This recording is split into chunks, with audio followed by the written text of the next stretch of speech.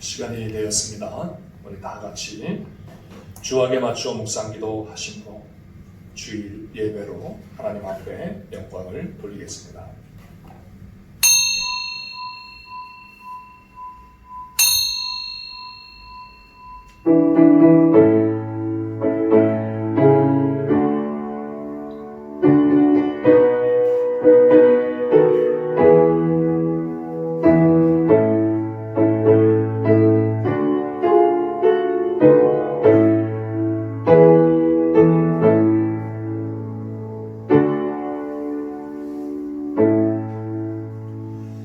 내가 여호와를 기다리고 기다렸더니 귀를 기울이사 나의 부르짖음을 들으셨도다. 나를 기가 막힐 웅덩이와 수렁에서 끌어올리시고 내 발을 반석 위에 두사 내 걸음을 견고하게 하셨도다. 새 노래 곧 우리 하나님께 올릴 찬송을 내 입에 두셨으니 많은 사람이 보고 두려워하여 여호와를 의지하리로다. 여호와를 의지하고 교만한 자와 거짓에 치우치는 자를 돌아보지 아니한 자는 복이 있도다. 아멘. 거룩하신 하나님 아버지, 영광과 찬송과 경배를 받으시기에 합당하신 성삼위 우리 주 하나님, 주님의 백성들이 거룩한 주의 날을 맞이하여 각각 자신의 가정에서 가족들과 함께 아버지 하나님 앞에 예배를 드립니다. 하나님 아버지, 우리의 예배를 기뻐 받아 주시옵고 우리에게 아버지 하나님의 그 크신 은혜로 충만하게 하여 주시옵소서. 온 성도가 함께 모여 아버지 앞에 예배하는 날을 어서속히 오게 하여 주셔서 하나님 앞에 영광을 돌릴 수 있도록 축복하여 주시옵소서. 예배의 시작부터 마치는 시간까지 아버지 하나님 온전히 영광 받아 주시옵기를 원하오며 예수님의 이름으로 기도하옵나이다. 아멘. 다 같이 찬송가 11장 찬송가를 부르겠습니다. 11장 찬송가입니다.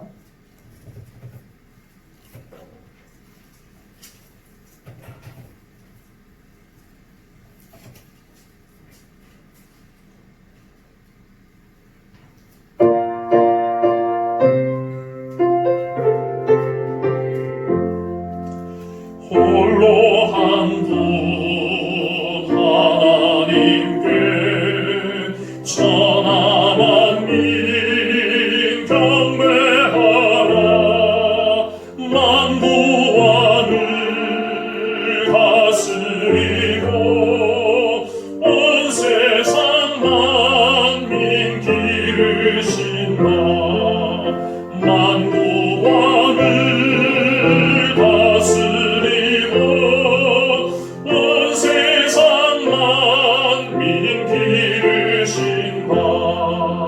독생성자 예수님께 모든 죄인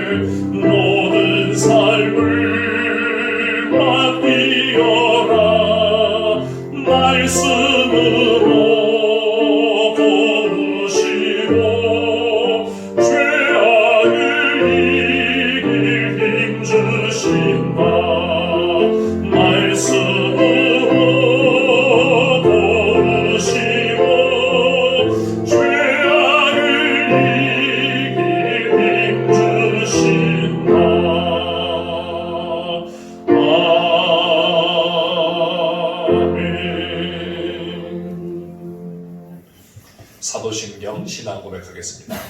전능하사 천지를 만드신 하나님 아버지를 내가 믿사오며 그 외아들 우리 주 예수 그리스도를 믿사오니 이는 성령으로 잉태하사 동정녀 마리아에게 나시고 본디오 빌라도에게 고난을 받으사 십자가에 못 박혀 죽으시고 장사한 지 사흘 만에 죽은 자 가운데서 다시 살아나시며 하늘에 오르사 전능하신 하나님 우편에 앉아 계시다가 저리로서 산자와 죽은 자를 심판하러 오시리라. 성령을 믿사오며 거룩한 공회와 성도가 서로 교통하는 것과 죄를 사하여 주시는 것과 몸이 다시 사는 것과 영원히 사는 것을 믿사옵나이다. 아멘. 교동문 제57번 시편 130편의 말씀입니다. 교동문 제57번 시편 130편 말씀입니다.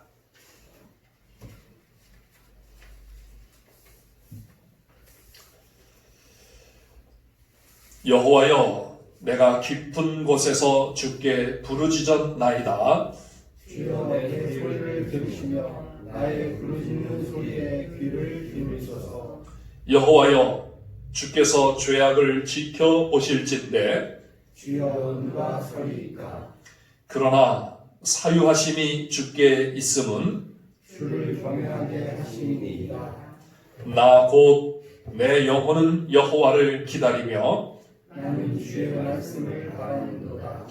파수꾼이 아침을 기다림보다 내 영혼이 주를 더 기다리나니 참으로 파수꾼이 아침을 기다림보다 더하도다.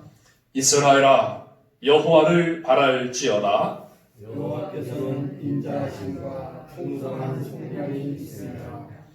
그가 이스라엘을 그의 모든 죄악에서 속량하시리로다. 아멘. 장세진 장로님, 우리를 대표해서 기도하시겠습니다.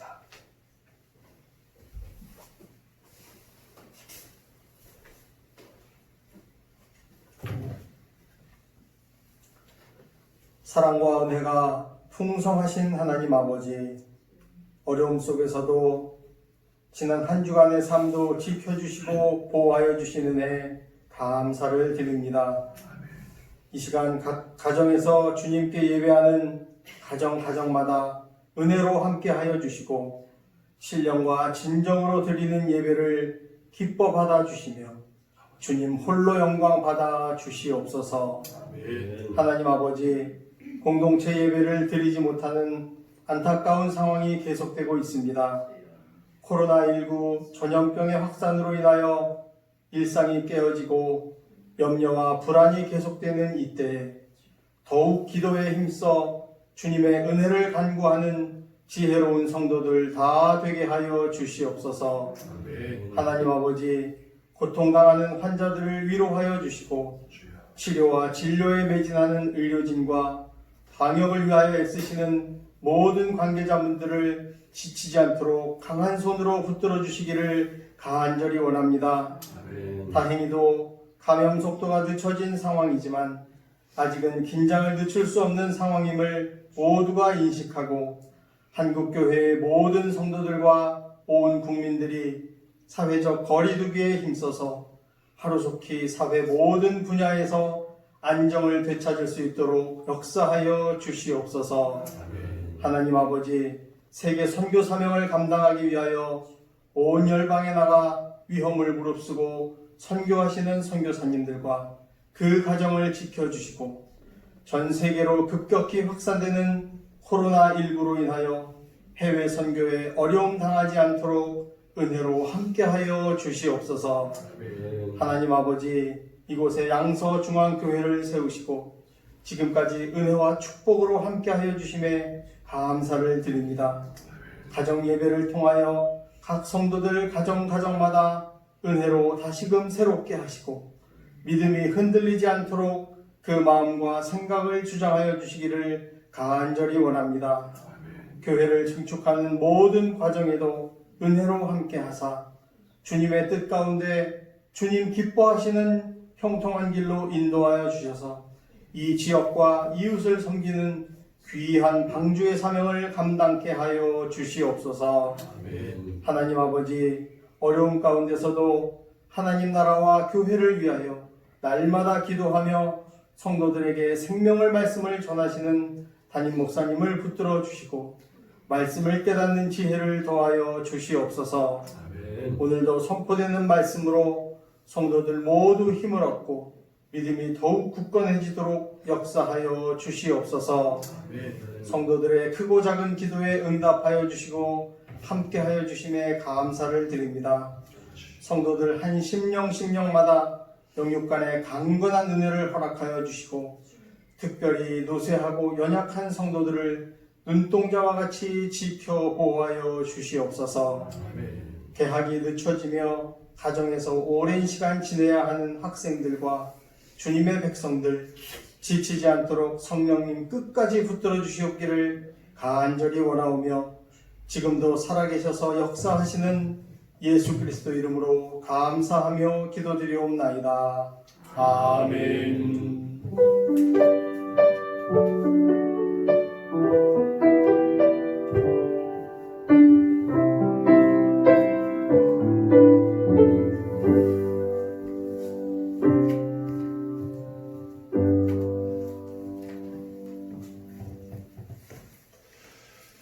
하나님의 말씀은 마가복음 9장에 있는 말씀입니다. 신약성경 마가복음 9장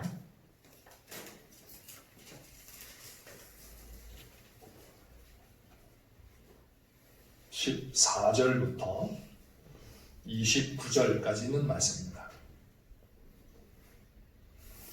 신약성경 마가복음 9장 14절부터 29절까지 있는 말씀 봉독하겠습니다. 이에 그들이 제자들에게 와서 보니 큰 무리가 그들을 둘러싸고 서기관들이 그들과 더불어 변론하고 있더라. 온 무리가 곧 예수를 보고 매우 놀라며 달려와 문안하거늘 예수께서 물으시되 너희가 무엇을 그들과 변론하느냐? 무리 중에 하나가 대답하되 선생님, 말 못하게 귀신 들린 내 아들을 선생님께 데려왔나이다. 귀신이 어디서든지 그를 잡으면 거꾸러져 거품을 흘리며 이를 갈며 그리고 파리해지는지라. 내가 선생님의 제자들에게 내쫓아 달라 하였으나 그들이 능히 하지 못하더이다. 대답하여 이르시되 믿음이 없는 세대여, 내가 얼마나 너희와 함께 있으며 얼마나 너희에게 참으리요 그를 내게로 데려오라 하시매 이에 데리고 오니 귀신이 예수를 보고 곧 그 아이로 심히 경련을 일으키게 하는지라. 그가 땅에 엎드러져 구르며 거품을 흘리더라. 예수께서 그 아버지에게 물으시되 언제부터 이렇게 되었느냐 하시니 이르되 어릴 때부터니이다. 귀신이 그를 죽이려고 불과 물에 자주 던졌나이다. 그러나 무엇을 하실 수 있거든 우리를 불쌍히 여기사 도와 주옵소서. 예수께서 이르시되 할 수 있거든이 무슨 말이냐? 믿는 자에게는 능히 하지 못할 일이 없느니라 하시니 곧 그 아이의 아버지가 소리를 질러 이르되 내가 믿나이다. 나의 믿음 없는 것을 도와주소서 하더라. 예수께서 무리가 달려와 모이는 것을 보시고 그 더러운 귀신을 꾸짖어 이르시되 말 못하고 못 듣는 귀신아, 내가 내게 명하노니 그 아이에게서 나오고 다시 들어가지 말라 하시매 귀신이 소리 지르며 아이로 심히 경련을 일으키게 하고 나가니 그 아이가 죽은 것 같이 되어 많은 사람이 말하기를 죽었다 하나 예수께서 그 손을 잡아 일으키시니 이에 일어서니라. 집에 들어가심에 제자들이 조용히 묻자오되 우리는 어찌하여 능히 그 귀신을 쫓아내지 못하였나이까? 이르시되 기도 외에 다른 것으로는 이런 종류가 나갈 수 없느니라 하시니라. 아멘. 한 번 더 기도하겠습니다. 하나님 아버지, 4주째 계속되는 온라인 예배로 저희들이 함께 모여 예배하는 그 영광의 시간을, 그 복된 시간을, 하나님 앞에 예배하는 시간을 갖지 못하고 있습니다. 하나님 아버지, 그러나 저희들 주님의 이름으로 두세 사람이 모이는 곳에 나도 너희와 함께 있느니라고 말씀하신 주님의 말씀을 의지하며 이제 이 산에서도 말고 저 산에서도 말고 영과 진리로 예배할 때가 온다고 말씀하시고 우리에게 성령으로 아버지 앞에 예배할 수 있는 그 길을 열어주셔서 아버지 앞에 예배하게 하시오니 감사하옵나이다. 하나님 아버지, 이제 다시금 하나님의 말씀 앞에 섰습니다. 들을 귀에 있는 자는 들으라고 말씀하신 주님, 주여 저희들의 귀를 열어주셔서 주님의 말씀을 듣게 하여 주시며 깨닫게 하여 주시며 그 말씀으로 주님을 믿고 따라가는 저희들 되게 해 주시옵소서. 부족한 저음을 붙들어 주시옵길 원하오며 예수님의 이름으로 기도하옵나이다. 아멘.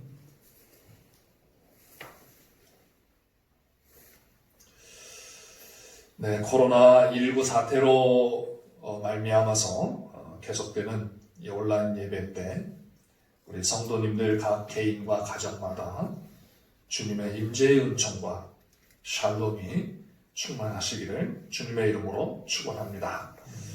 이제 우리나라보다 외국이 더 급속도로 확산되어 가고 있는 그러한 상황이라서 우리 해외에 나가 있는 우리 교민들, 또 특히 우리 선교사님들이 많이 염려되고 있습니다. 여러분 위해서 계속 기도해 주시기를 바랍니다.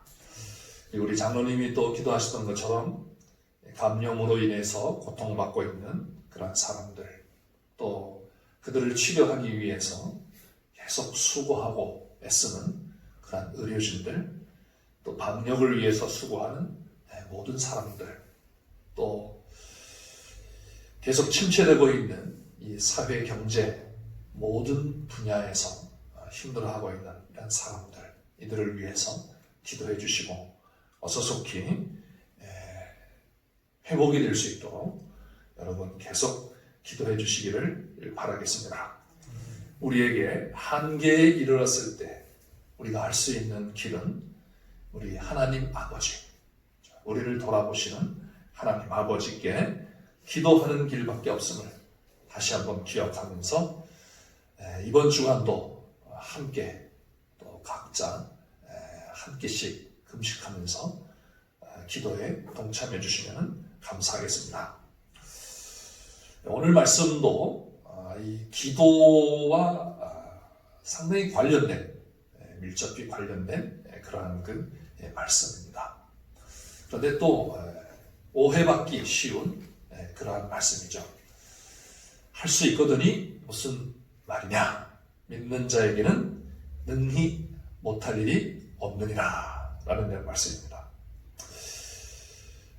이 말씀은, 이 사건은 마가복음을 구성하고 있는 그런 세 개의 큰 단락 중에서 두 번째 단락에 해당이 되고, 두 번째 단락에서는 예수님께서 그렇게 많은 이적들을 행하시지 않습니다. 특히 앞부분에서는 귀신들을 많이 쫓아내시고 그리고 치유의 그러한 은총을 베푸셨는데, 그런데 이 막에서는 귀신을 쫓아내는 사건은 오늘 본문 이 사건밖에 없습니다. 그래서 이 막에서 이 사건을 통하여서 제자들에게 주시는 그런 교훈이 굉장히 크다고 볼 수 있습니다. 이 막은 다시 말씀드리면 1막은 예수님이 갈릴리에서 사역하신 그러한 것들을 기록하고 있고, 2막은 예루살렘으로 이제 가시는 그 길에서 제자들에게 특히 많은 부분들을 가르치신 그러한 사건을 기록하고 있고, 그리고 산막에서는 예루살렘에서의 예수님의 사역을 기록을 하고 있습니다. 그래서 마가복음이 이 제자도와 깊은 그러한 그 연관을 갖고 기록을 하고 있다라고 말씀을 드린 것처럼, 특히 이 막에서는 예수님이 예루살렘으로 가시는 그 길 위에서 제자들이 예수님을 어떻게 따라가야 하는가, 예수님을 따라가는 제자의 길이 무엇인가 라고 하는 것을 가르쳐 주시는데, 거기에 나온 귀신을 쫓아내 주신 그 사건이 이 하나의 사건인데, 이 사건을 통해서 제자들에게 예수님을 따르는 제자는 어떠한 자세를 가지고 예수님을 따라야 하는가라고 하는 것을 말씀해주는 그런 사건이라고 할 수가 있겠습니다. 근데 우리는 많이 믿습니다. 믿고 기도하면 모든 걸 다 이루어진다. 마치 도깨비 방망이 같은 그러한 식으로 이 본문을 오해하기가 쉽습니다. 오늘 본문은 물론 믿음의 기도 또는 기도를 통한 믿음을 가지고 하나님 앞에 간구할 때 하나님이 들어주시는 그러한 말씀이기도 하지만, 그보다 이 믿음과 기도가 어떠한 관계를 갖고 있고 믿음이 어떠한 역사를 이루는가 라고 했을 때, 결론적으로 말씀을 드리면 이 믿음은 하나님의 나라가 이 땅에서 역사하도록 하는 도구라고 할 수가 있겠습니다. 왜냐하면 이 믿음은 하나님과 함께 하는 것이고 하나님의 나라를 받아들이는 것이고 그 나라를 따라가는 충성, 이것이 믿음입니다. 신실함을 말하는 것이죠. 그래서 우리가 생각할 때는 이적이죠. 귀신이 쫓겨나가고 또 병자가 치유가 되고, 앞에서 보면 중풍병자를 치유하시고, 또 12의 혈루증 앓던 여인을 치유해 주시고, 또 이 회당장 야이로의 딸을, 12살 된 야이로의 딸을 고쳐주시고, 또 수로보니게 여인의 딸을 귀신을 쫓아내 주시고 하는 이러한 일들, 이러한 것들이 기적입니다. 우리가 볼 때는 기적인데 사실은 그게 기적이 아니고 무엇인가 하면 하나님의 나라, 깨어진 하나님의 나라가 다시 회복이 되는 것입니다. 원래 하나님이 만드신 나라는 그 나라가 아니었거든요. 그런데 죄로 말미암아서 그 나라가 깨어져서 그 깨어진 모습들이 바로 그러한 것이죠. 귀신의 통치를 받아서 불에도 들어가고 물에도 들어가고 격렬을 일으키고 또 거품을 불기도 하고 이런 현상들이 나타나고, 또 12해 동안 이 피가 멈추지 않는 이러한 혈루증을 앓게 되기도 하고, 또 손이 마르기도 하고, 중풍병이 걸려가지고 거동을 못하기도 하고 하는 이런 현상들이 나타납니다. 원래 하나님이 만드신 세계는 그러한 세계가 아니었습니다. 이러한 세계가 다시 하나님의 나라로 바뀌는, 회복이 되는 그러한 역사가 바로 이런 이적의 역사입니다. 근데 그 이적이 일어날 때마다 무엇과 연관이 되고 있는가 하면 믿음과 연관이 되고 있다는 것입니다. 그래서 이 믿음이라고 하는 것은 하나님을 받아들이는 것이고, 그래서 하나님과 같이 연합이 되는 것이고, 그 하나님이 우리의 세계 속에서 하나님의 질서를 이루어가게 하시고 하나님의 나라가 이루어지게 만들어가는 것이 이게 믿음이라는 것입니다. 그래야 우리가 믿습니다. 믿습니다. 굳게 믿습니다.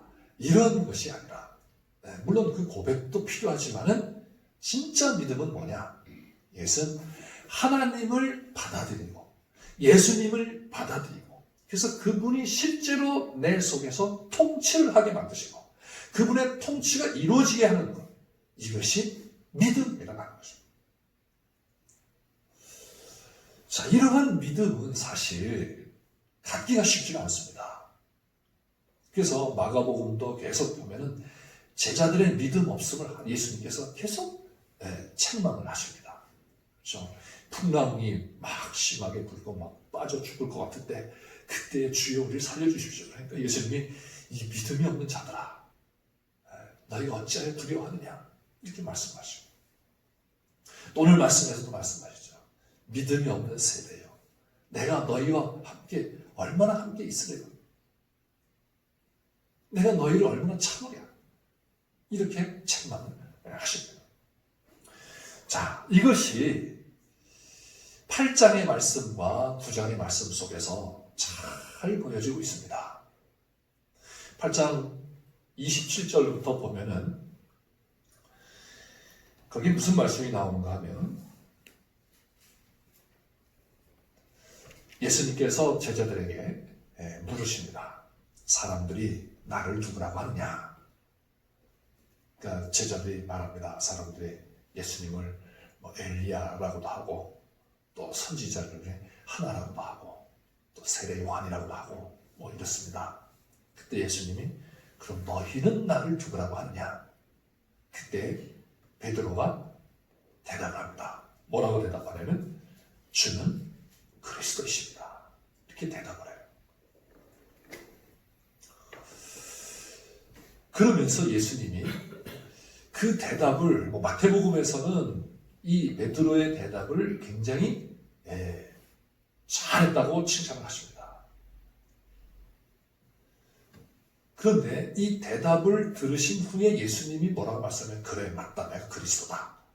그러니까 나를 따라와라 이러지 아니하시고 예수님이 그때 무엇을 하시냐면 이제 내가 예루살렘에 올라가서 많은 고난을 받고 죽임을 당할 것이다.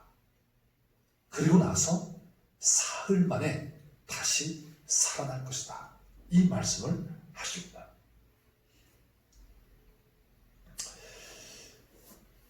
제자들은 예수님이 그리스도이십니다 라고 고백을 했는데 예수님은 그 그리스도가 어떤 그리스도인가를 보여주시고 그 그리스도는 이제 예루살렘에 올라가서 많은 고난을 받고 죽임을 당할 그런 그리스도다라는 것을 말씀하십니다. 그러니까 베드로가 갑자기 예수님을 붙들고 항변을 합니다. 다른 복음서에는 예수님을 꾸짖었다고 그랬어요. 예수님 무슨 말씀하십니까? 안 됩니다. 십자가에 죽음을 당하시다니요? 결코 그럴 수 없습니다. 그때 예수님이 제자들을 둘러보시며 베드로에게 말씀하십니다. 꾸짖으시며 말씀하세요. 뭐라고 말씀하시죠? 사탄아 내 뒤로 물러가라. 내가 하나님의 일을 생각하지 아니하고 도리어 사람의 일을 생각하는구나. 자, 베드로가 예수님을 그리스도로 알고 있는데 근데 그 그리스도가 어떤 그리스도인가를 바르게 고백을 하였다면 예수님이 그리스도가 고난을 당할 것을 말씀하셨을 때 주님 알겠습니다. 저희들도 주님과 함께 올라가겠습니다. 이런 반응을 했을 겁니다. 그런데 베드로가 생각했던 그리스도와 예수님이 생각했던 그리스도는 전혀 달랐습니다. 그래서 예수님이 자신이 가야 할 그 그리스도의 길을 알려주니까 베드로가 완전히 저항을 하는 겁니다. 안 됩니다.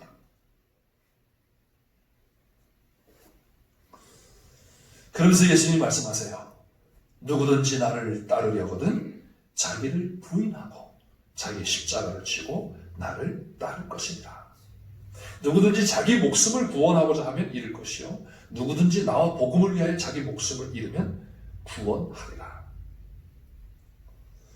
사랑하는 성도 여러분, 주님의 제자로서 주님이 그리스도이심을 아는 것은 매우 중요합니다. 그런데 그 그리스도가 어떤 그리스도인가를 아는 것은 더 중요합니다. 잘못 오해하면 사탄이 될 수가 있습니다. 주님의 길을 가로막는 그런 존재가 될 수 있다는 것입니다. 오늘 이 시대에 주님의 그리스도이심이 어떤 의미인지 바르게 알지 못함으로 오히려 주님의 나라를 가로막는 그런 사람들이 얼마나 많습니까?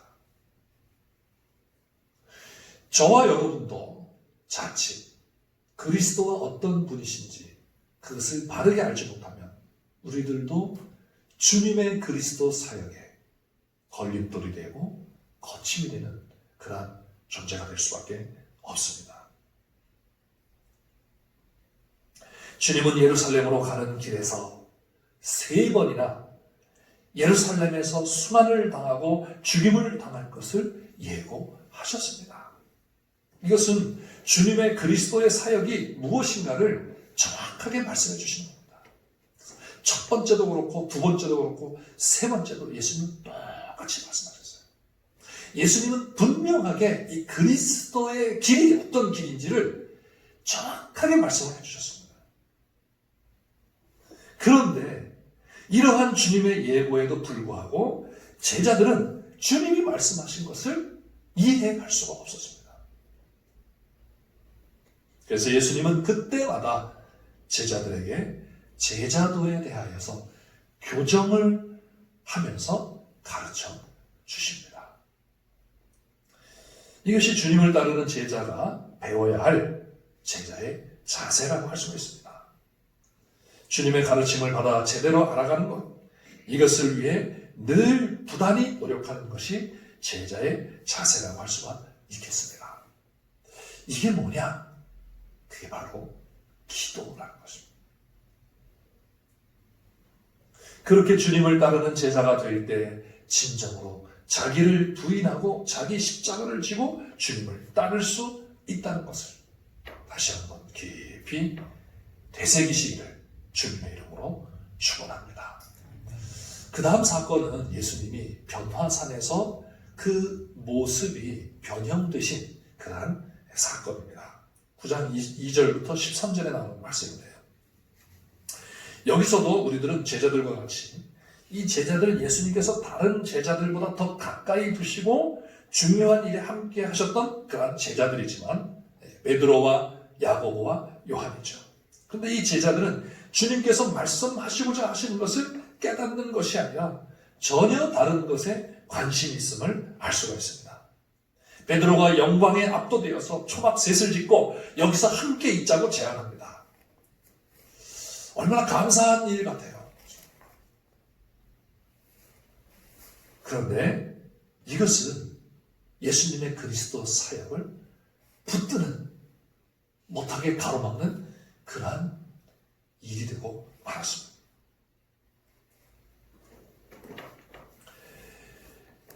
예수님은 그 산 위에서 머물지 아니하시고 산 아래로 내려가십니다. 그리고 거기서 그리스도의 길을 가셔야 했습니다. 그런데 베드로는 예수님을 그 산 위에 붙들어 놓으려고 하는 겁니다. 왜? 그리스도를 바르게 알지 못하기 때문입니다. 그리스도의 영광에만 관심을 갖고 있다는 것입니다. 변화산에서의 변형 사건을 통하여 하나님께서 주님에게 또는 제자들에게 하시고자 하시는 말씀이 무엇인가를 하시고자 하시는 말씀이 무엇인가에 대해서 관심이 있는 것이 아니라 자기들의 관심에 집중이 되어 있기 때문입니다. 우리 사람들은 자기가 보고 싶은 대로만 봅니다. 그래서 예수님도 내가 보고 싶은 예수님을 보는 거예요. 자기 문제를 해결해 주시는 예수님으로만 보는 겁니다. 그때 자칫하면 우리가 그 그리스도의 길을 가로막는, 좀 이렇게 말씀드리면 이상하겠지만 사탄과 같은 그러한 역할을 할 수도 있다는 거죠. 이것을 교정시켜주고 이것을 바르게 볼 수 있게 만들어주는 것이 뭔가 하면 기도라는 것입니다.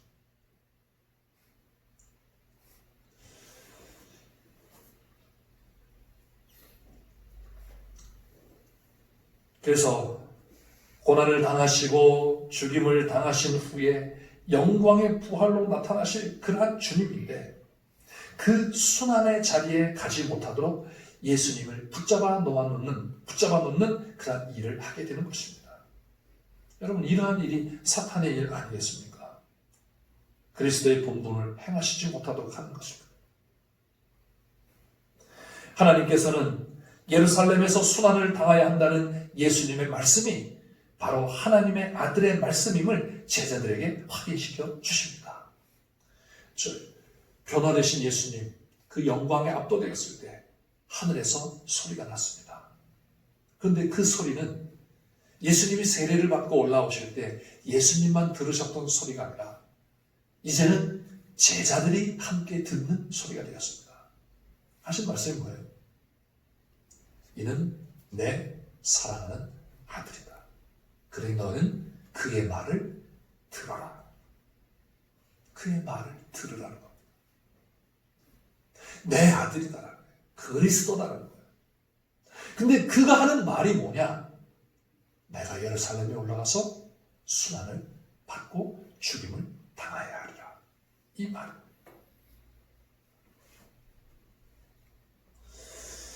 지금은 이것을 잘 알지 못하고 깨닫지 못하지만 이제 때가 되면 제자들은 이 말씀의 의미를 알게 될 것이고 그렇게 되면 제자로서 주님의 사역을 감당할 수 있게 될 것이기 때문입니다. 그래서 이 말을 들으라. 그의 말을 들으라 말씀합니다. 자, 이 사건, 두 개의 큰 사건, 너희는 나를 누구라 하느냐 라고 하는 이 말씀입니다. 하나님께서 너희는 그의 말을 들으라 라는 이 말씀, 변화산에서 이 사건 이후에 이 말씀이 오늘 본문이 기록이 되고 있습니다. 자, 예수님이 이제 제자들과 함께 산 위에서 아래로 내려오셨습니다. 근데 그 아래에서는 어떤 일이 벌어지고 있었습니까? 거기에서는 서기관들과 그리고 무리들과 제자들이 함께 변론을 하고 있었습니다. 예수님이 계셨더라면 이 변론이 완전히 금방 다 끝났을 텐데, 그렇죠? 예수님은 변론을 할 때 항상 예수님에게 도전하고 예수님에게 대적하고 예수님을 저항하고 하는 그 세력들, 그들이 항상 예수님에게 와서 변론을 하지만 예수님이 말씀하시면 그 변론이 중단이 되고 말습니다. 왜냐하면 더 이상 변론할 수가 없기 때문이죠. 그런데 예수님이 안 계신 이 제자들, 그들은 이 변론을 해결할 수가 없었습니다. 주님의 제자들인데 주님의 제자들이 이것을 해결할 수가 없습니다. 주님의 제자들의 아주 무기력한 그러한 모습을 보여주고 있는 것입니다. 이 변론하는 이 세상, 이것은 바로 늘 변론이 있는 세상을 보여주는 것 아니겠습니까? 그리스도의 사역에 대하여 늘 대적하며 마치 귀신이 아이를 불 가운데에도 집어넣고 물속에도 집어넣는 것과 같이 어떻게 해서든지 하나님의 나라가 이 땅에서 이루어지지 못하도록 하는 이러한 세상입니다.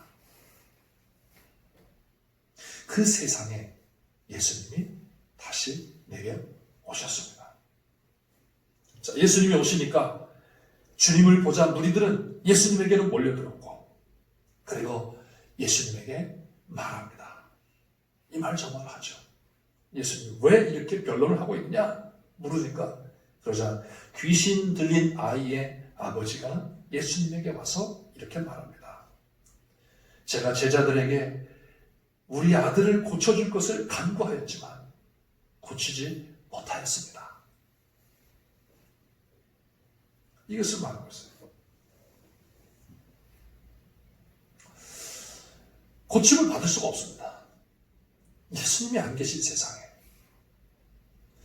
전에는 제자들이 예수님이 파송하셔서 가가지고 귀신을 쫓아내기도 하고 병을 고치기도 하고 하나님 나라의 복음을 전파했습니다. 그 능력을 행하였는데 아마 이 아이의 아버지가 그것을 듣고 왔을 겁니다. 예수님이 오셨다.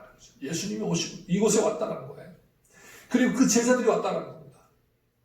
예수님에게 가면 귀신이 쫓겨나고 병자들이 치유를 받고 이러한 역사가 일어나는 것을 들었습니다. 그리고 어쩌면 제자들이 가서 귀신을 쫓아내고 병을 고치는 이러한 일도 들었을 것입니다. 그래서 봤어요. 왔는데 예수님은 안 계십니다. 그래서 제자들에게 간청을 합니다. 우리 아이를 고쳐주십시오. 귀신 들려서 너무 고통을 당하고 있습니다. 죽을 것 같습니다. 그 제자들이 어떻게 했겠어요? 귀신을 쫓아내려고 했겠죠. 그런데 귀신이 쫓겨나가지 않고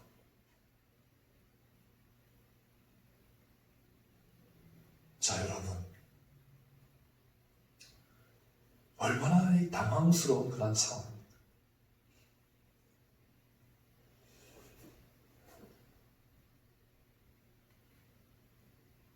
아이의 아버지도 당황스럽고 제자들도 당황스러웠을 것입니다. 그러니까 막 우왕좌왕하는 거죠. 막 변론이 일어납니다. 혼돈스러워집니다. 이 부분에서 우리는 상당히 좌절합니다.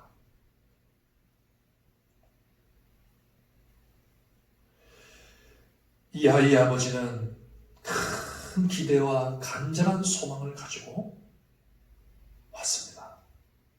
절박한 상황에서 한 줄기 빛을 찾아왔습니다. 그런데 제자들이 능히 고치지 못하였습니다. 그리고 거기에는 예수님도 계시지 않았습니다. 얼마나 낙심되고 좌절되었겠습니까? 어쩌면 그는 이렇게 생각할 수도 있었을 것입니다. 왜 하필 나는 이렇게 재수가 없는 것일까? 그렇죠. 늘 제자들과 함께 계시던 예수님이 오늘따라 함께 계시지 않고 제자들은 능력을 나타내지도 못하니 참 가는 날이 장날이라고 하필 왜 오늘 내가 왔을까 하는 거죠. 그러면서 실망이 굉장히 컸을 것입니다. 사랑하는 성도 여러분, 이 세상은 변론의 혼돈 속에서 좌절하고 실망하고 낙심하는 일이 너무나도 많은 세상입니다. 그러면서 한 줄기 빛을 찾기를 원합니다. 한 줄기 빛을 보기를 원합니다. 그래서 오는 것이 어디예요? 그래서 찾는 것이 교회입니다. 근데 교회에 왔는데 예수님이 안 계신 거예요. 예수님을 믿고 따른다는 제자들, 예수님을 믿는다는 예수 믿는 사람들, 교인들이 능력이 없습니다. 이런 말 저런 말 말은 많지만은 그런데 실제로 그 문제를 해결해 줄 수 있는 그런 말이 없습니다. 그 능력이 없습니다. 사랑하는 성도 여러분, 우리가 얼마나 많은 상황에서 이러한 일들을 겪고 있지 않습니까? 오늘 말씀은 단지 예수님이 그 귀신 들린 아이의 귀신을 쫓아내주셨다, 이 사건을 말하는 것이 아닙니다. 제자들의 무능력함. 그런데 이제 예수님은 예루살렘으로 가시면 이제 얼마 남지 않았잖아요. 예루살렘으로 가시면 거기서 순환을 받고 십자가에 죽임을 당합니다. 그래서 제자들과 떠나야 됩니다. 제자들과 이별을 해야 됩니다. 그래서 이 주님의 그리스도 사역을 제자들이 이어서 그 사역을 해나가야 되는 것이죠. 그 사역이 뭔가 하면 귀신을 쫓아내고 치유하는 일입니다. 이것은 단순히 신유의 이러한 그 역사가 아니라 하나님의 나라를 회복시키는 일입니다. 하나님의 나라를 회복시키는 일이에요. 그 나라를 해야 되는데, 그 나라의 사명을 감당해야 되는데 제자들이 그것을 감당할 준비가 안 돼 있는 것입니다. 예수님이 이것을 이 사건을 통해서 우리에게 가르쳐 주시는 것이죠. 사랑하는 성도 여러분, 우리 주님께서 제자된 저와 여러분에게 이러한 세상 속에 보내셨다는 사실을 잊지 마시기를 주님의 이름으로 축원합니다. 우리가 보내심을 받은 이 세상이 바로 이러한 곳임을 우리가 잊어서는 결코 안 될 것입니다. 자, 그렇다면 왜 세상이 이렇게 변론이 무수하고 실망과 좌절 속에 있느냐라는 것이죠. 예수님은 이렇게 말씀하십니다. 믿음이 없는 세대야. 믿음이 없는 세대. 즉 믿음이 없는 세대이기에 이러한 변론과 혼돈과 절망 속에 빠질 수밖에 없다는 것입니다. 앞에서 말씀을 드렸습니다. 믿음이라고 하는 것은 제가 전능하신 하나님을 믿습니다. 우리의 구원자 예수님을 믿습니다. 라고 하는 이런 고백도 믿음이지만 그보다 더 중요한 것은 하나님을 받아들인다는 것입니다. 그의 나라를 받아들인다는 것이고 그분의 질서를 따라간다는 것이고 그분의 가르침을 따라간다는 것입니다. 이게 믿음이라고 말씀드렸습니다. 이것이 없기 때문에 이 변론이 무수하고 혼돈스러운 세상인 것입니다. 그래서 무슨 일을 해도 만족을 할 수가 없는 것이죠. 무슨 일을 해도 샬롬을 누릴 수가 없는 것입니다. 여러분 요즘에 코로나 사태로 말미암아서 얼마나 많은 어려움을 겪고 있습니까? 불안과 두려움. 그래서 서로 이제 사회적 거리 두기라는 이런 말이 우리에게 아주 익숙해졌습니다. 서로 사이를 띄어라라는 거 아니겠습니까? 왜냐하면 너를 못 믿겠고 나를 못 믿겠다라는 겁니다. 이게 얼마나 불안합니까? 성도님들 만나도 악수도 못 하잖아요. 그래서 인사하고 또 혹시 기침이라도 한번 하면 얼마나 마음에 불안합니까? 그래서 식당에도 제대로 못 가고 이러한 세상에 왜? 하나님의 질서가 회복되지 못하였기 때문입니다. 근데 하나님의 세계, 하나님의 질서가 회복되는 길은 오직 무슨 길이에요? 믿음의 길밖에 없습니다. 하나님의 질서가, 하나님의 세계가 우리에게 들어오면 우리 안에서 새로운 세계가 이루어집니다. 그래서 그 세계 안에는 불안과 염려와 두려움과 공포가 사라지게 되는 겁니다. 그래서 예수님께서는 이 믿음이 없는 세대여라고 탄식을 하신 것입니다. 이 믿음이 없는 세대는 1차적으로 제자들을 향하여 하시는 말씀입니다. 동시에 귀신 들린 아이의 아버지에게도 하시는 말씀이며 더 나아가서는 거기에 있는 모든 사람들을 향하여 말씀이고 그때부터 지금까지 그리고 앞으로 주님께서 다시 오실 때까지 모든 인류를 향하여 하시는 말씀이라고 할 수가 있겠습니다.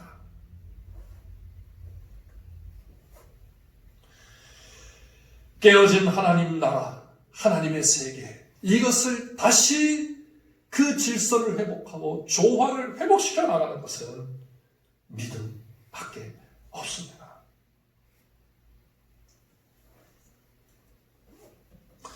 그런데 그 믿음을 갖고 있지 못합니다. 그래서 귀신이 마음대로 조종을 하는 것이죠.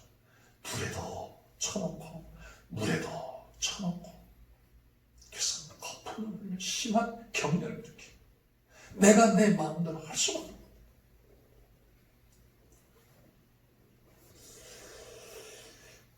그래서 주님은 내가 언제까지 너희와 함께 있어야 하겠느냐라고 말씀하십니다.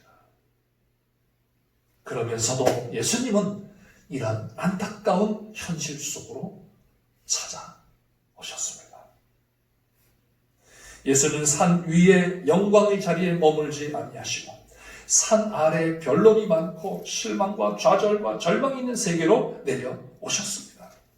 베드로는 산 위에 영광에 머물러 계시다고 하였지만 예수님은 산 아래 고통의 세계로 내려오셔서 그 짐을 대신 져주시고 우리의 짐을 풀어주십니다. 그래서 그 아이의 아버지에게 이렇게 말씀하십니다. 그를 내게로 데려오라. 자, 그 아이를 데리고 오니까 귀신이 예수님을 알고 아이로 심히 격려를 일으키게 해서 땅에 엎드려 구르며 거품을 흘리게 만듭니다. 어쩌면 더 상황이 악화되는 것 같습니다. 그래서 예수님이 묻습니다. 언제부터 이렇게 되었느냐? 자, 그가 대답합니다. 어릴 때부터 그랬습니다. 귀신이 그를 죽이려고 불과 물에 자주 던졌습니다. 얼마나 귀신이 지속적으로 그리고 강력하게 아이를 괴롭혔는지 잘 보여주고 있는 말씀이죠. 어린 아이가 이러한 고통을 겪어야 했으니 얼마나 아버지로서 안타까웠겠습니까? 그런데도 어떻게 할 수가 없는 거예요. 이게 조화가 깨어진, 하나님의 질서가 깨어진 이 세상의 현실입니다. 그때 아이의 아버지가 예수님에게 간청합니다. 그러나 무엇을 하실 수 있거든 우리를 불쌍히 여기사 도와주옵소서. 어쩌면 예수님의 제자들이 고치지 못한 일과 더 강력하게 아이에게 역사하는 귀신의 역사 때문에 예수님을 확신하지 못하게 만들었을지도 모르겠습니다. 할 수 있으시면 고쳐주세요. 그때 예수님이 이렇게 말씀하십니다. 할 수 있거든이 무슨 말이냐? 믿는 자에게는 능치 못할 일이 없느니라 말씀하십니다. 예수님은 그에게 믿음을 요구하고 계십니다. 왜냐하면 예수님은 자신의 능력을 가지고 그냥 막 역사하시는 그런 분이 아니시기 때문입니다. 예수님은 분명히 말씀 한마디로 그냥 고치실 수 있는 능력이 있습니다. 그런데 결코 그렇게 하시지 않습니다. 믿음을 요구하십니다. 왜냐하면 하나님 나라의 역사는 믿음이 없이는 할 수가 없는 것이기 때문입니다. 그래서 히브리서 11장 6절에서는 이렇게 말씀하죠. 믿음이 없이는 하나님을 기쁘시게 하지 못하나니 하나님께 나아가는 자는 반드시 그가 계신 것과 자기를 찾는 자들에게 상 주시는 이심을 믿어야 할지니라. 믿음은 그분의 세계와 그분의 질서를 받아들이는 것이기 때문입니다. 그럴 때 그분의 세계와 질서가 거기에 역사를 하기 때문입니다. 오늘 본문의 기적도 하나님 나라의 회복의 사역입니다. 믿음이 하나님과 하나 되게 하여서 주님과 연합하게 하여서 그 하나님의 역사가 그 세계에서 일어나게 하는 것입니다. 그래서 주님이 믿음을 요구하십니다. 마가복음 앞에서 일어났던 그런 모든 이적의 사건들, 그 사건들에게서 예수님이 계속 믿음을 요구하십니다. 2장에 보면 중풍병자를 데려온 사람들이 있습니다. 그때 예수님이 뭐라고 말씀하세요? 그들의 믿음을 보시고 그를 고쳐주셨다 했습니다. 5장에 보면 12의 혈류병 앓던 여인이 나옵니다. 그 여인이 어떻게 합니까? 예수님의 옷만 만져도 내가 낫겠다는 믿음을 가졌습니다. 그래서 예수님이 그 믿음을 보시고 내가 고침을 받았다. 평안히 가라 말씀하세요. 네 믿음이 너를 구원하시니 평안히 가라 말씀하십니다. 또 이어서 회당장 야이로가 나옵니다. 그 딸이 죽음에 이르는 병을 걸렸습니다. 그때 예수님이 뭐라고 하세요? 회당장 야이로의 딸이 죽었다는 소식을 들었습니다. 그때 회당장이 절망을 하죠. 예수님이 말씀하십니다. 두려워하지 말고 믿기만 하라. 믿기만 하라. 6장에서는 예수님이 고향에 가십니다. 고향에 가셔서 그래서 능력을 행하시려고 하는데 능력을 행할 수가 없어요. 그 이유가 뭐예요? 그를 믿지 아니하기 때문에. 예수님을 믿지 아니함으로 능력을 행하실 수가 없었습니다. 7장에서는 수로보니게 여인의 딸 고치는 이야기가 나옵니다. 귀신을 쫓아내 주십니다. 수로보니게 여인에 말해요. 이스라엘의 자식에게 줄 떡을 개들에게 주는 것이 마땅치 않다. 그때 이 여인이 말합니다. 개들도 주인의 자녀들의 상에서 떨어지는 부스러기를 먹나이다. 그때 예수님이 따라. 그렇죠? 다른 복음서에서는 내 믿음이 너를 구원하였다. 말씀하세요.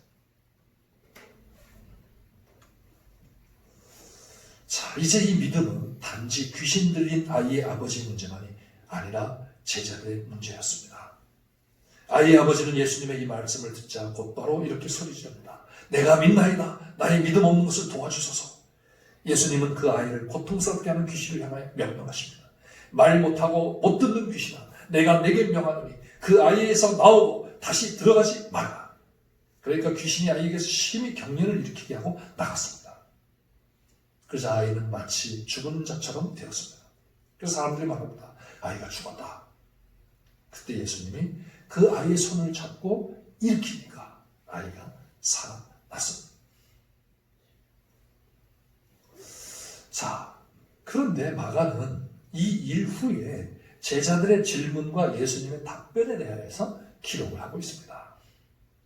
그렇게 함으로써 이 사건 자체가 중요한 의미를 갖는다기보다 이 부분, 즉 제자들이 예수님에게 묻는 이 부분이에요. 앞부분에서는 제자들과 그 종교 지도자들과 무리들과 변론하는 그러한 이야기가 나오고 이 마지막 부분에서는 예수님과 제자들이 이야기하는 부분이 나옵니다. 그래서 이것을 지금 말씀하시는데 그 말씀의 핵심이 뭔가 하면 제자들에게 이 믿음을 가르쳐 주는 것이죠. 이 믿음. 그 변론을 해결할 수 있는 이 믿음이 뭐냐는 거예요. 제자들이 집에 와서 예수님에게 조용히 묻습니다. 우리는 어찌하여 능히 그 귀신을 쫓아내지 못했습니까? 그때 예수님이 말씀하세요. 기도 외에 다른 것으로는 이런 종류가 나갈 수 없느니라. 제자들의 이 질문은 이 변론과 혼돈의 세계 속에서 우리가 어떻게 해결할 수 있습니까? 라는 질문 아니겠어요? 전에는 귀신도 쫓아내고 병도 고치는 능력을 행하였었는데 지금 못합니다. 그래서 이 혼돈 속에 빠져 있습니다. 이걸 어떻게 해결할 수가 있겠습니까? 제자들 입장에서 너무나 무기력합니다. 그때 제자들에게 예수님이 가르치신 교훈이 바로 뭔가 하면 기도라는 것입니다. 기도 외에 다른 것으로는 이런 종류가 나갈 수 없느니라. 귀신의 역사를 물리치고 쫓아낼 수 있는 것은 오직 기도 외에는 없다는 말씀입니다. 이것은 앞에서 말씀하신 것과 깊은 연관이 됩니다. 그것은 바로 믿음입니다. 앞에서 믿음을 하나님의 세계와 그분의 질서를 받아들이는 것이라고 말씀을 드렸습니다. 받아들임과 그것을 따르는 이것이 믿음의 요약이라고 할 수가 있는데 마귀는 귀신은 끊임없이 이 믿음을 갖지 못하도록 역사를 합니다. 예수님에게서도 끊임없이 역사했습니다. 그 대표적인 예가 광야에서의 시험 아니겠습니까? 그리고 또 앞에서는 베드로의 답변입니다. 주는 그리스도이십니다. 이 길을 가셔야 됩니다. 이거 영광의 길을 가셔야 됩니다. 그런데 이러한 대답에 이어서 예수님의 순한 예고에 대해서 어떻게 합니까? 대적하며 항변하였습니다. 이게 예수님의 길을 막는 거죠. 그래서 예수님께서 베드로에게 사탄아 내 뒤로 물러가라 이렇게 말씀하십니다. 변화산에서도 마찬가지였습니다.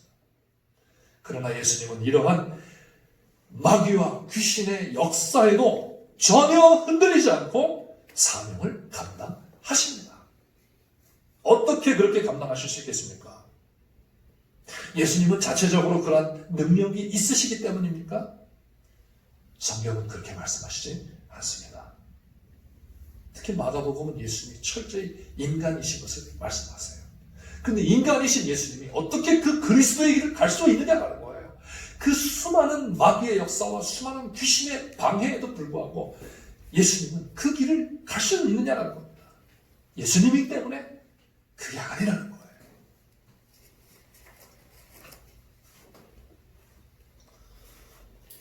예수님은 그분의 그리스도의 사역을 기도로서 능히 감당을 해내셨습니다. 예수님의 진정한 모습, 기도하실 때의 모습이 겟세마네 동산의 기도에서 나타나고 있습니다. 이 기도의 내용이 뭐겠습니까? 아버지여, 저도 그 사명을 감당하기 어렵습니다. 그 사명을 감당할 능력이 없습니다. 그렇지만 아버지를 신뢰합니다. 아버지의 뜻을 받아들이겠습니다. 그리고 그 뜻을 따라서 그 길로 가겠습니다. 라고 하는 거 아니겠습니까?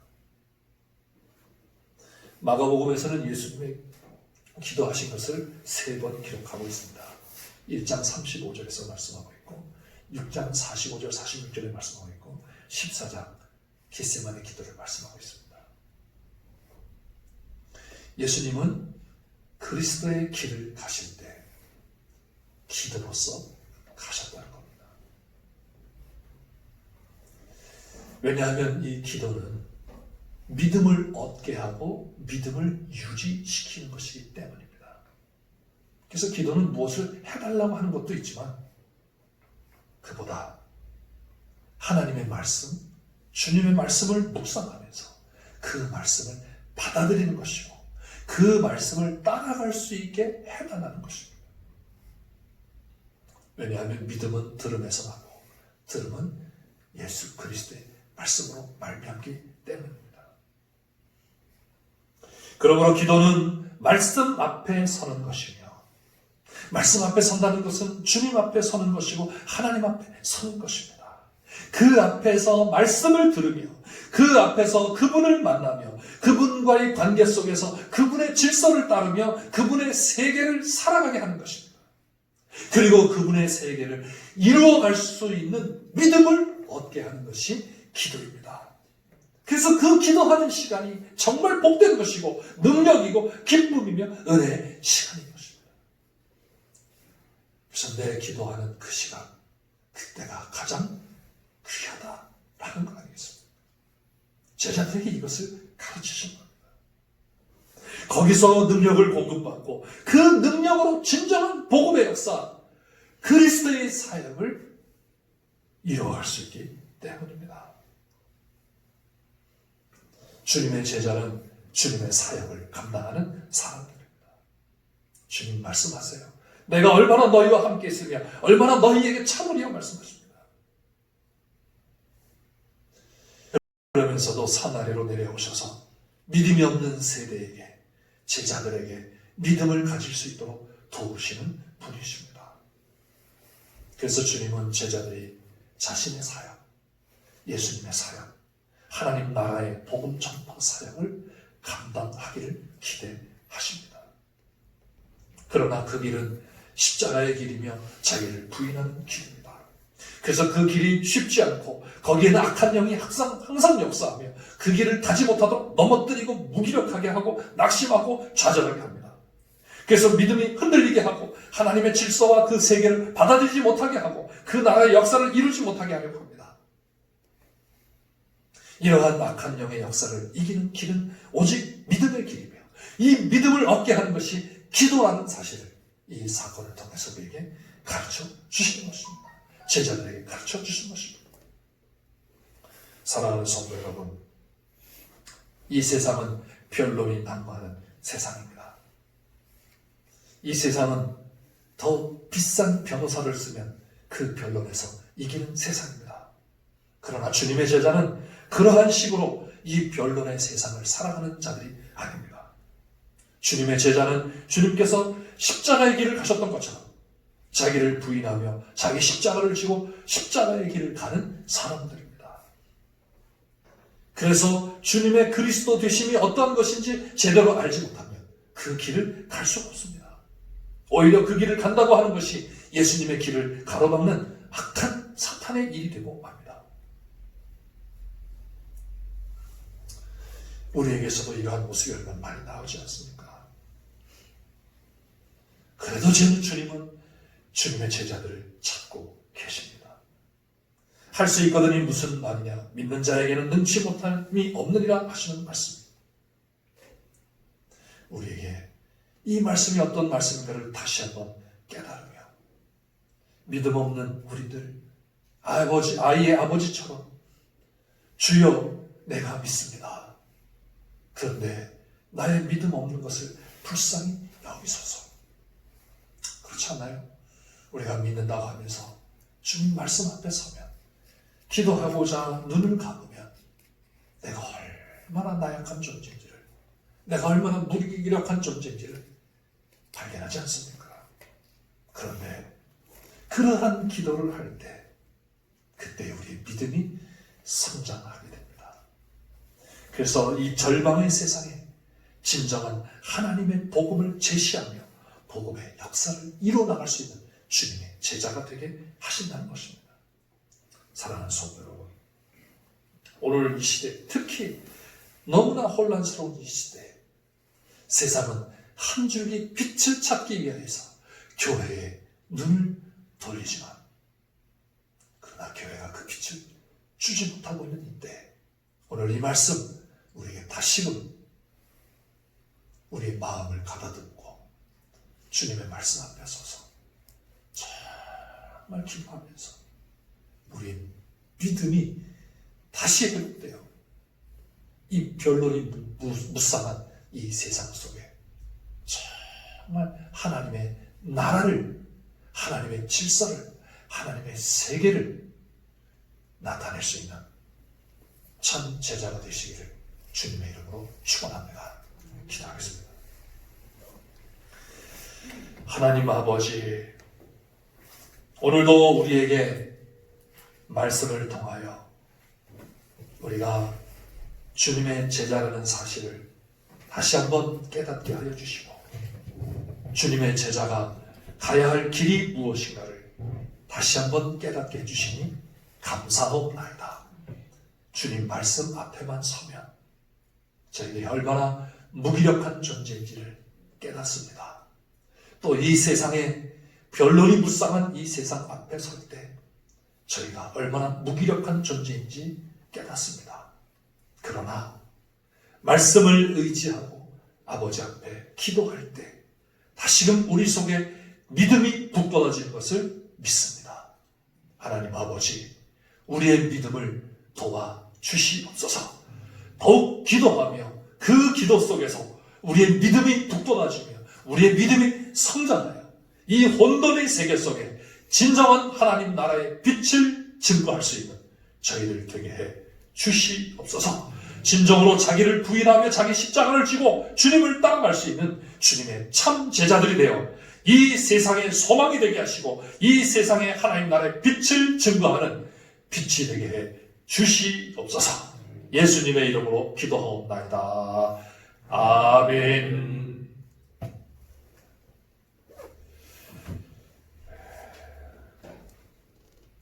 교회 소식을 말씀드리겠습니다. 코로나19 확산으로 인하여서 모든 예배가 3월 말까지 잠정적으로 중단을 하게 됩니다.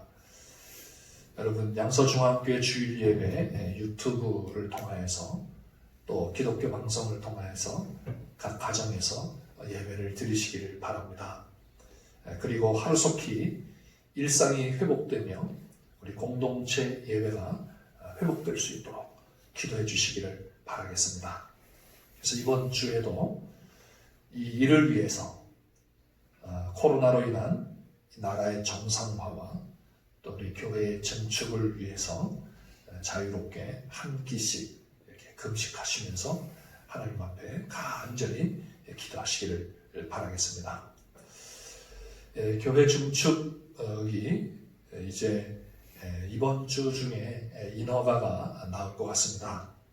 여러분 위해서 기도해 주시고 그러면 다음 주부터 어쩌면 공사가 조금씩 시작이 될 것 같습니다.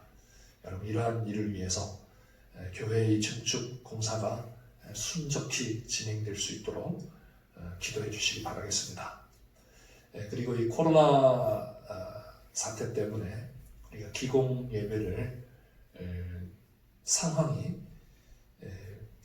좋아지는 대로 드리도록 이렇게 하겠습니다. 또 성경 필사를 이제 우리가 이 교회 증축과 또 역사의 기념물로 남기기 위해서 우리가 이렇게 성경 필사를 하려고 하는데 많은 성도님들이 또 가정들이 여기에 동참해 주셨습니다. 참 감사를 드리고 또 우리 각 기관들이 함께 참여를 하는데 우리 온 성도님들이 정말 한 마음 한 뜻으로 또 기도하며 하나님 나라를 추구하는 그런 마음으로 동참해 주시기를 바라겠습니다. 겨우 소식을 알려드립니다. 우리 백경준, 박주현 성도님 가정이 스터디 카페를 개업을 합니다. 여러분 위해서 기도해 주시길 바라겠습니다. 우리 장윤정 성도님과 또 홍호분 집사님께서 이사를 하셨습니다. 이제 우리 다 같이 찬송가 364장 부르겠습니다. 364장 부르시면서 각 가정마다 이렇게 봉헌하시기 바라겠습니다.